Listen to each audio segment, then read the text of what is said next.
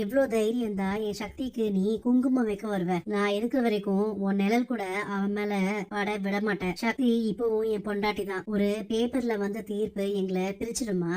என்ன மன்னிச்சிரு சக்தி. டேய், என்னடா பண்ற? நிறுத்து.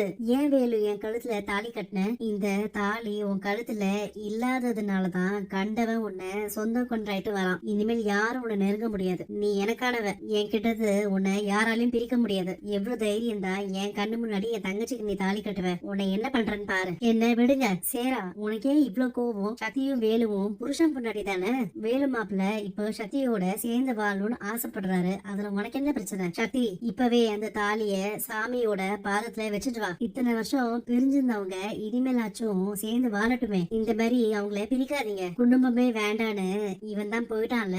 இப்ப எதுக்காக என் தங்கச்சி கூட சேர்ந்து வாழணும்னு ஆசைப்படுறான்? எனக்கு இவனை சுத்தமா பிடிக்கல. சக்தி, நீ எனக்கு வாக்கு கொடுத்துருக்க. தீபனும் உன்னதான் கல்யாணம் பண்ணுவேன்னு காத்துட்டு இருக்கான். நீயும் செல்வியும் தென்னரசு விஷயத்துல சொல்றது எது உண்மைன்னு எனக்கு தெரியல. அதனால உன்னை மன்னிச்சு புருஷனா ஏத்துட்டு வாழ்ற அளவுக்கு என் மனசு இன்னும் பக்குவப்படல. நானும் என் குழந்தையும் தனியாவே இருந்துக்கிறோம். என்னால இந்த தாலிய ஏத்துக்க முடியாது. எல்லாரும் என்ன மன்னிச்சிருங்க. சக்தி, பிளீஸ் அப்படி பண்ணிடாத. என்ன சக்தி இது? நாங்க எல்லாரும் இவ்வளவு சொல்லியும் ஏன் அப்படி பண்ண? நீ உண்மையை சொல்ற வரைக்கும் என் மனசு உன்னை ஏத்துக்க போறதும் இல்ல, உன் கூட சேர்ந்து வாழவும் போறதில்ல. அண்ணன், அவ மனசு முழுக்க நீதான் இருக்க. ஆனா நீ உண்மைய நிரூபிக்கிற வரைக்கும் அவன் உன்னை ஏத்துக்க மாட்டான். தயவு செஞ்சு உண்மைய சீக்கிரம் சொல்லிடுன.